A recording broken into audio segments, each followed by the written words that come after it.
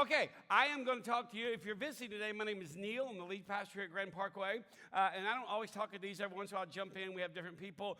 But today, about 2 months ago, maybe 3 months ago, I read an article in the Wall Street Journal that piqued my curiosity. And I plunged on it, and I started researching on it. And so I kind of teased you and said, hey, I want to talk to you about the most difficult thing to experience in retirement. And the most difficult thing to experience in retirement is this.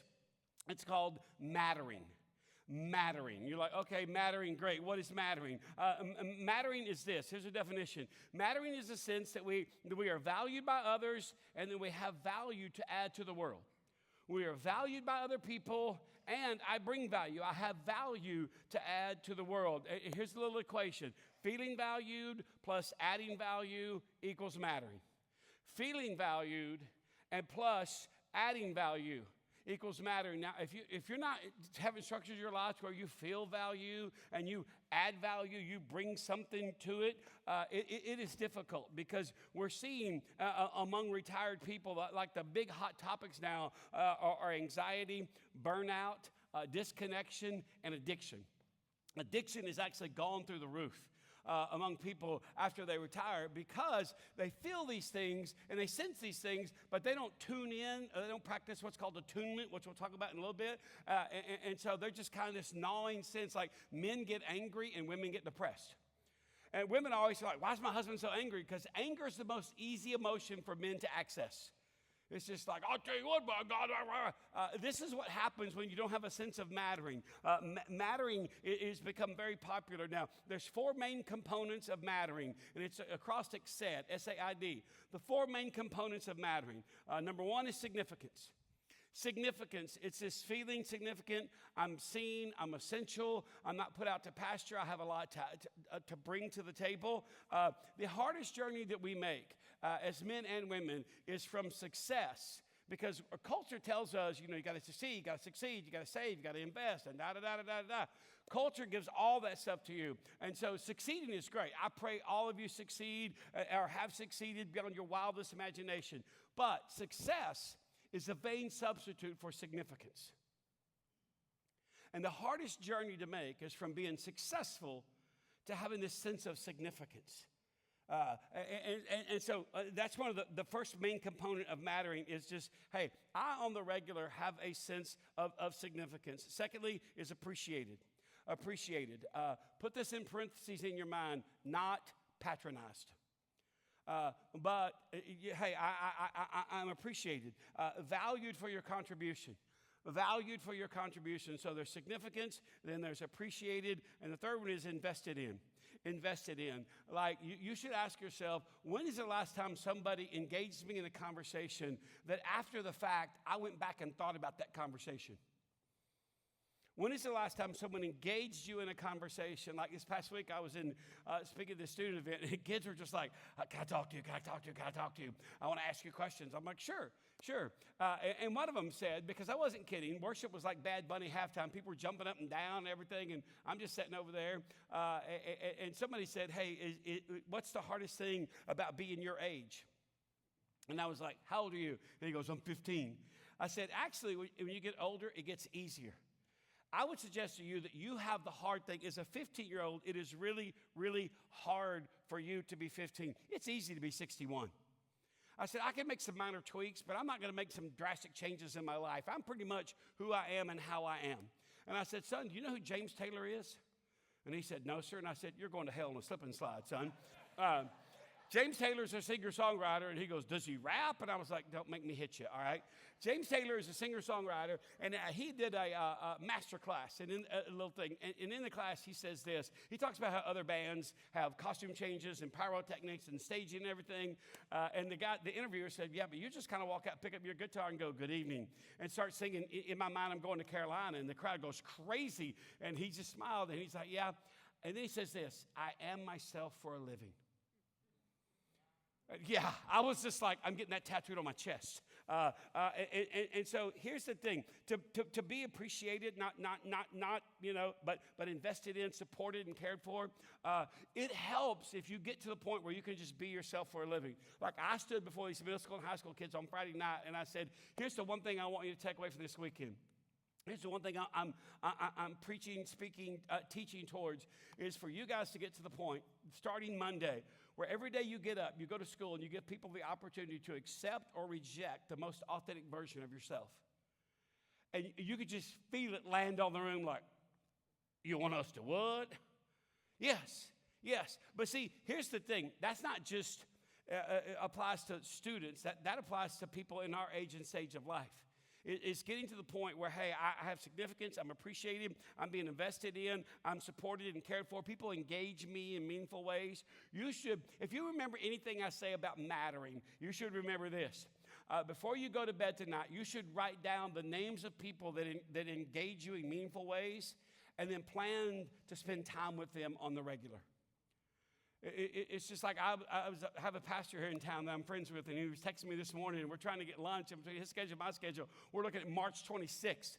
I'm like, are you kidding me? We can't get together between now and he said, well, I said, what about next Tuesday? And he said, well, I'm fasting. And I said, you fast, I'll eat.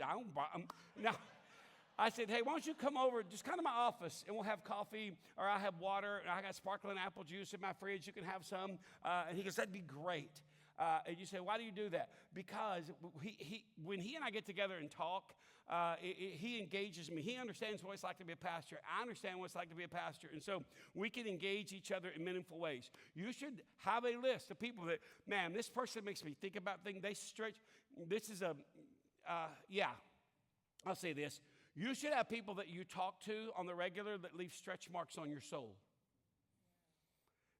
And you're like, oh, okay. So some life, this gave birth to life in me. Here's the fourth one. The D is depended on. Depended on. You are needed. You need to have the sensation that I am needed by others, and get ready to be offended besides your grandkids.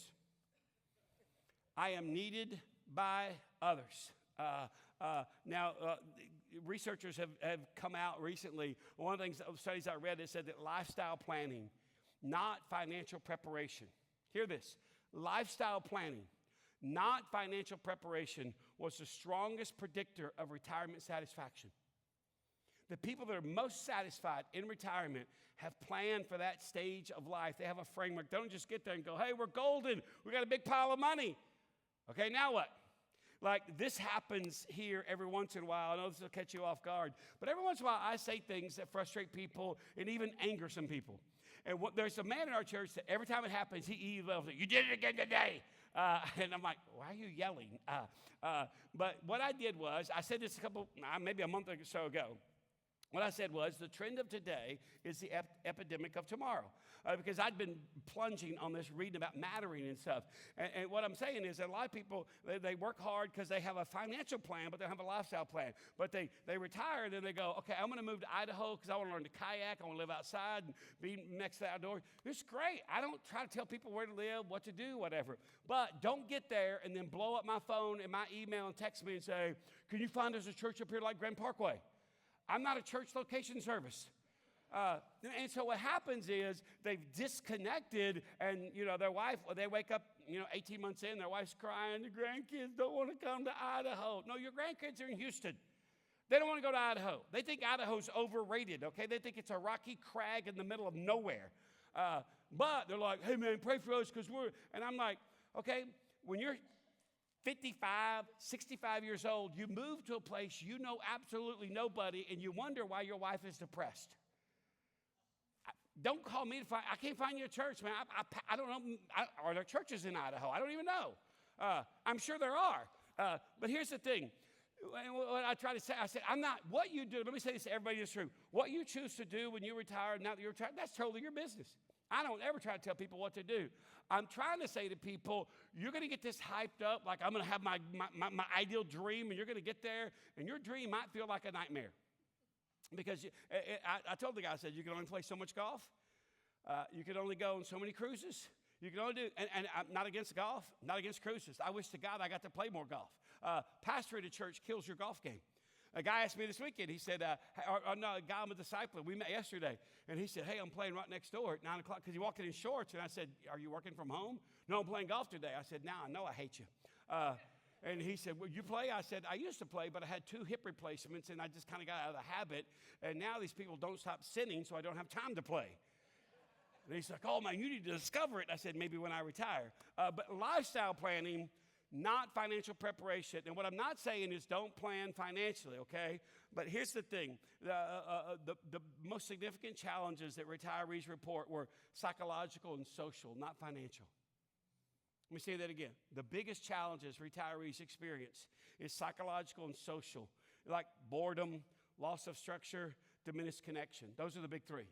Boredom, loss of structure. Because here's the thing about that job you hated. It gave you something to get and do. It's like kids that complain about school. Then they graduate and they're like, oh, gee whiz, what do I do now? Well, because school gave them 8 hours of structure. That's the psychological and social thing that retirees that had a good financial plan but not a lifestyle plan, they got there and they're like, man, I am so incredibly bored, okay? Loss of structure, diminished connection. And that's all I'm trying to say to people is, hey, connection is a big thing. Social relational connection is a big thing at this age and stage of life. And so researchers concluded retirees need a deliberate strategy for staying connected and engaged in the decades to come because, like it or not, many people, I say most people, are living longer these days.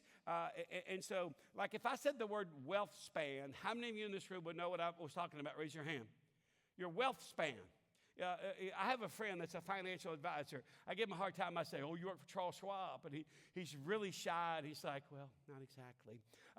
What he does is he manages private assets, like $800 million of other people's money.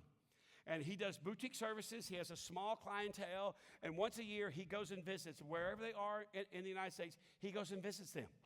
And it's a fascinating man. And he's super, like very quiet and very shy. And he says, I'm just kind of a nerd.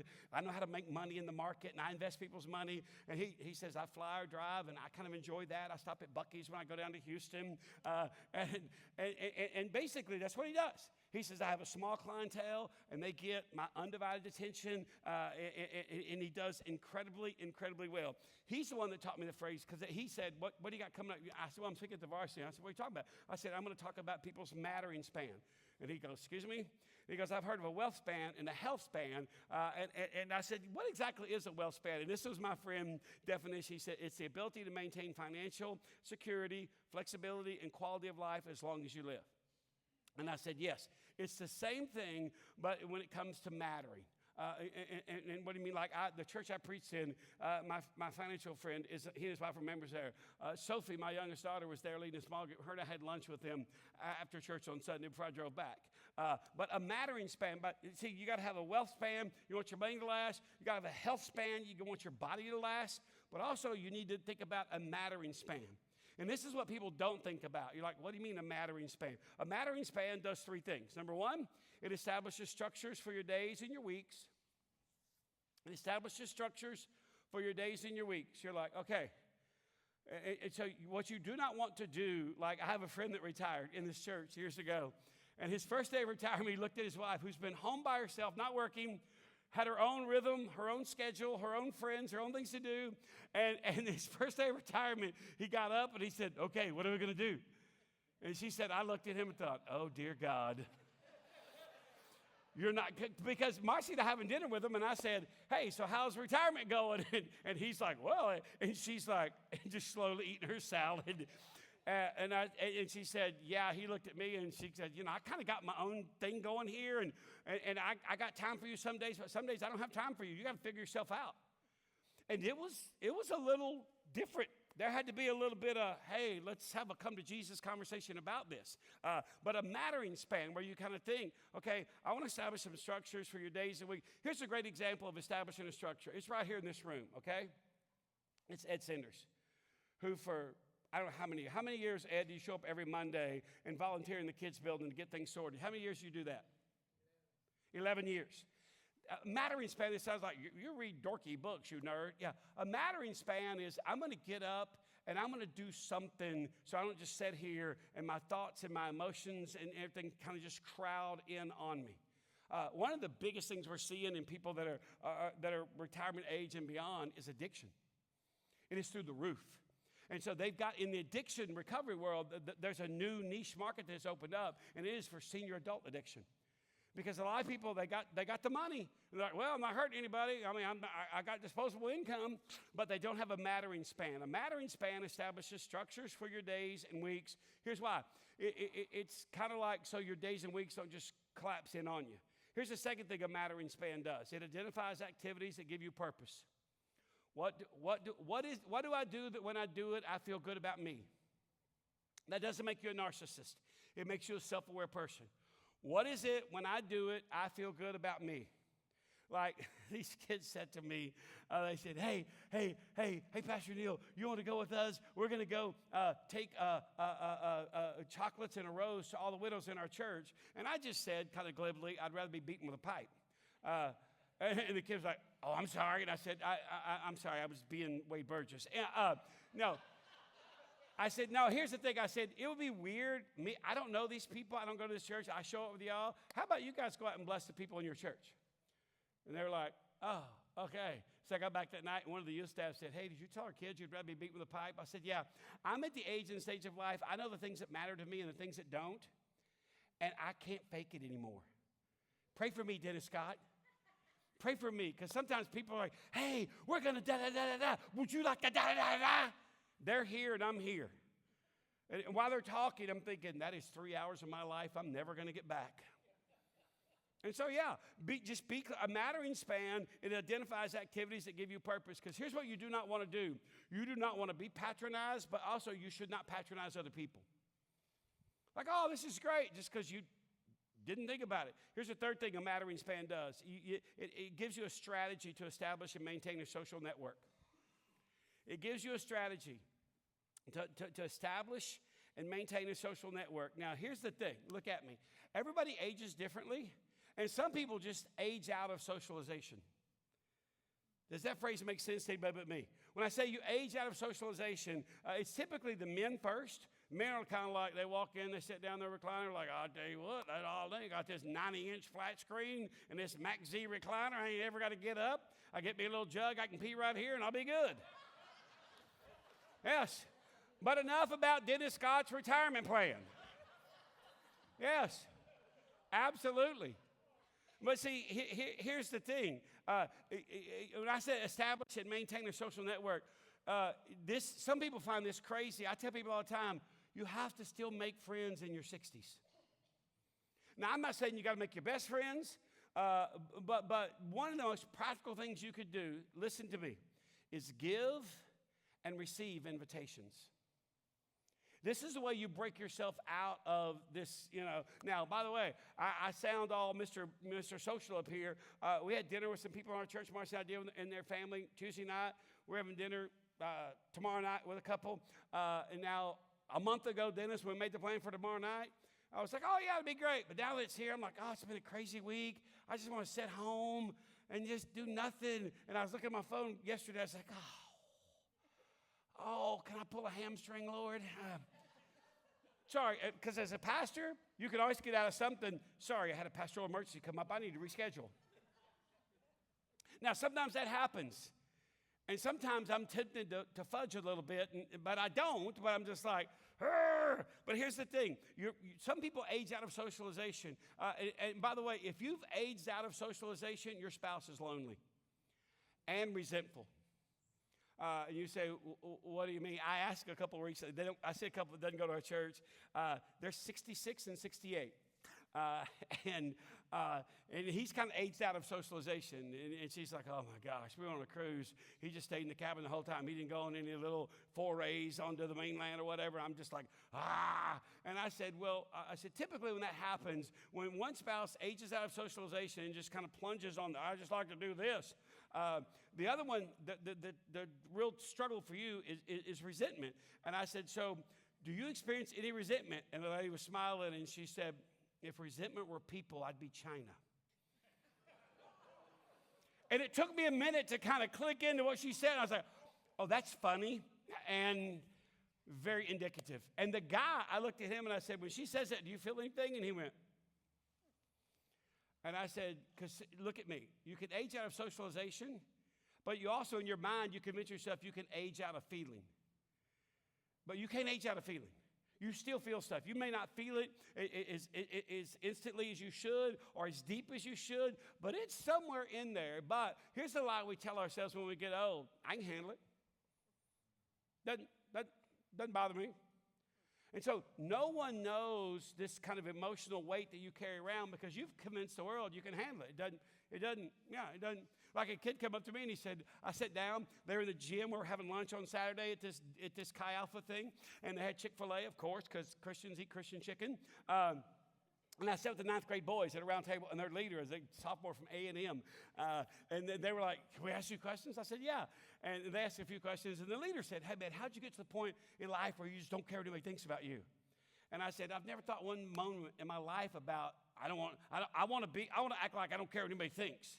So I don't think of it that way. I try to think of the positive. I said, here's what I do. He said, can you explain that? I said, yeah, I care about God and the gospel and the truth and not lying to students and telling the truth to anybody you speak to. I care about those things. And so because of that, sometimes it comes off like I don't care what people think about me. I'm actually sure I care probably as much as anybody what people think about me. But the things that I really care about make me look like I don't care about some other things. Now, why am I telling you that? Because when you get to a certain age and stage in life where you're like, hey, check, financially good, we're good, you can convince people that you don't care, nothing bothers you. And you and I both know it does bother you. You feel things. And so for me, a lot of people are like, oh, man, that guy's 10 foot tall and bulletproof. So people sometimes, not very seldom, but occasionally people say really, really mean things to me. And my response is always the same. Wow. Now, that sounded like it felt good for you to say to me. Is there something else that felt good for you to say to me? And then all of a sudden, they're there with their pants down around their ankles. They're like, I'm so sorry. I don't look hurt. I'm just like, man, that sounded like it felt good, like you've been rolling that around your mouth for a while. I can't wait to say this. And occasionally they'll go, I'm sorry, Dad, to hurt your feelings. And I just say, hey, everybody has feelings. So here's what I'm saying. I'll move on to the next thing. Be careful that you don't send out the lie that says, hey, I don't feel anything. I don't care. So whatever you say and do to me doesn't matter. You can age out of socialization, which is not a healthy thing. But you cannot age out of actually feeling what your life feels like, okay? And so one of the things that makes a big difference, and this is going to get really nerdy, okay? So stay with me. One of the things that makes a big difference is this sense of purpose. It plays a central role in retirement, satisfaction, and mental health, all right? And so when I say a sense of purpose, this is where there's two kinds of knowledge or intelligence, okay? The first one is what's called fluid intelligence. The other one is called crystallized intelligence. Have you ever heard these two phrases before? Say amen. Yes, I see that hand. Are there others? The bustles will wait. Start your way down. Yes, David Beal. As the choir sings, just as I am. Nope. You remember old school invitations? Anyway, fluid intelligence. Let me tell you, I'll give you a definition for fluid intelligence. It's the ability to reason, think flexibly, and solve novel problems. It's basically what we think about is kind of just raw smarts. It's really associated with reading and mathematical ability. Innovators typically have a lot of fluid intelligence. Like when I hear Elon Musk talk, I think that guy has a lot of fluid intelligence. I mean, wow, okay. And so that's what fluid intelligence is. It's the ability to reason, to think flexibly, and to solve novel problems. It's at its highest in early adulthood, and then it diminishes pretty quickly. Get ready, starting in your 30s and 40s. And here's why. Because your fluid intelligence is the way you demonstrate you're competent and you get the job. And then it starts to diminish because you're just operating out of that pool. Now, here's where the other one comes. This is the good news. Crystallized intelligence is the ability to use a stock of knowledge learned in the past. Crystallized intelligence is the ability to use a stock of knowledge that you learned in the past. Like there's a man in our church. He may be here today. I don't think he is. His name's Owen Bement. And there's not a time that Owen's wife, Sherry, passed away a couple August ago. And so when he's here about once every 6 weeks, I'm like, hey, let's get dinner. I'm buying. What kind of grade do you give you in your grief? How you doing? Blah, blah, blah. And then I go, okay, Owen, I've got 4 church questions. And somebody asked me, they said, is this guy on your staff? And I'm like, no, he's a retired geologist from Shell. I don't think he would work at a church if you put a gun to his head. And then one of my friends, who I will not name, he said, well, why are you asking the old retired guy church questions? And I said, because the old retired guy has a lot of crystallized intelligence. And they're like, oh, there's not a time I ask on the men a question that I don't get an answer I would have never thought of and I've never thought of. And it's always so gracious. It's always like, well, what you could do, or you've probably thought of this. And I'm like, I've never thought of that in my life. Keep talking. And it's super helpful. That crystallized intelligence, think about it like this.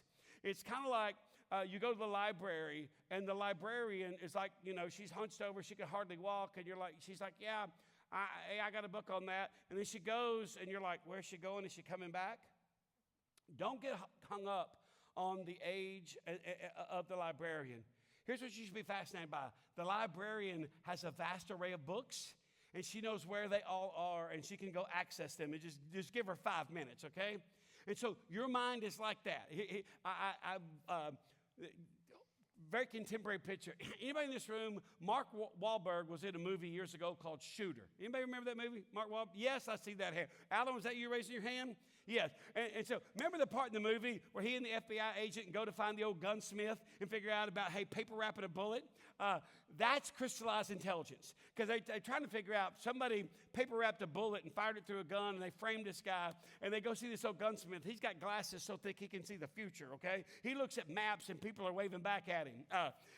And he tells them, remember he says, can anybody do this? He said, yeah, red book, right, grab that red book right there, 1839. That's crystallized intelligence. You want to have people in your life that have fluid intelligence, and let them have it. Don't try to compete with that, these 30s and 40s, these young Thundercats. You have crystallized intelligence. And what you need is people that can tap into your crystallized intelligence, okay? Let me finish by giving you 5 practical things that increase your sense of mattering. Because I know you're like, crystallized, fluid, what in the world? Here's 5 very practical things that increase your sense of mattering. Number 1, be a corner man. What is a corner man? What do I mean by that? Mr. Vasquez, what's a corner man? That's right.